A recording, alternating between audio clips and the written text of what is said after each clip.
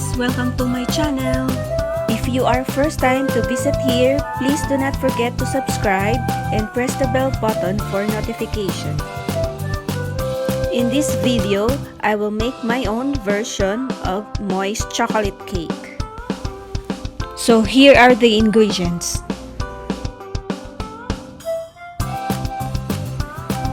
So let us start.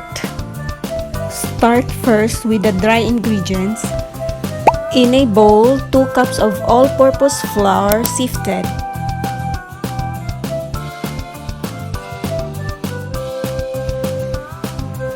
1 teaspoon of baking soda and 1 teaspoon of baking powder.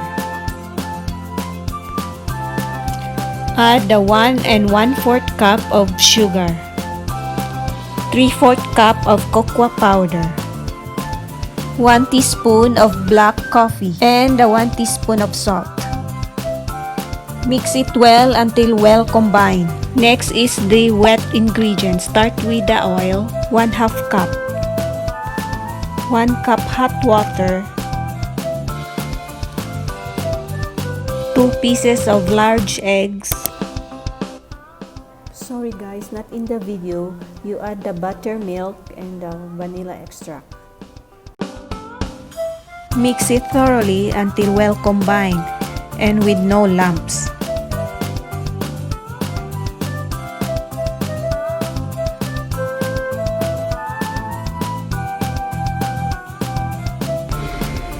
You line your baking pan with parchment paper and pour the mixture.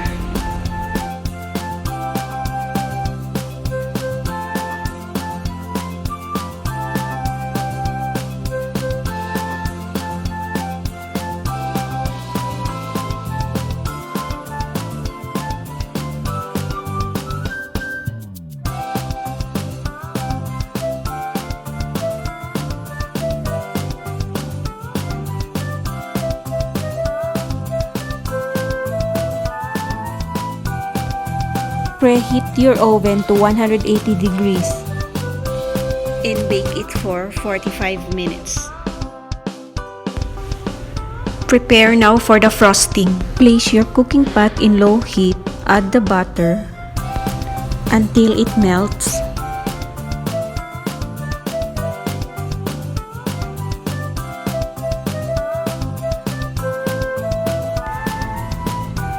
Add the cream.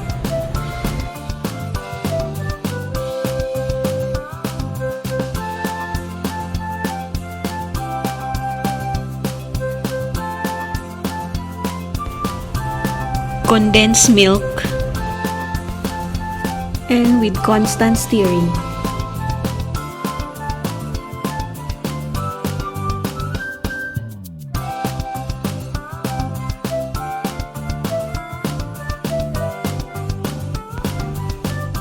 And lastly, add the cocoa powder. Continuous mixing until you have firm consistency.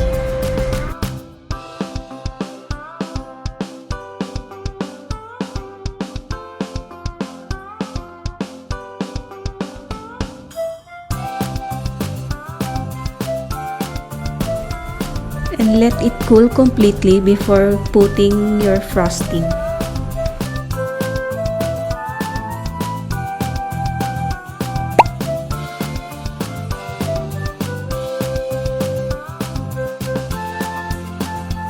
And now you can design or put some toppings on top of it. So here I use sprinkles.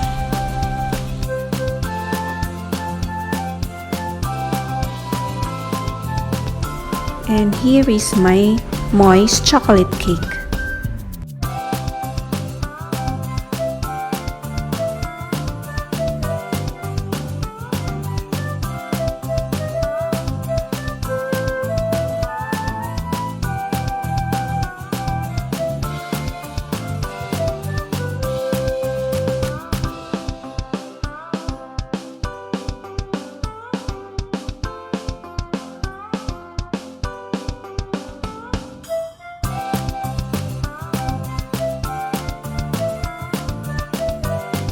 Please like, share, and subscribe guys. Cesar Rose Recipes. Thank you for watching.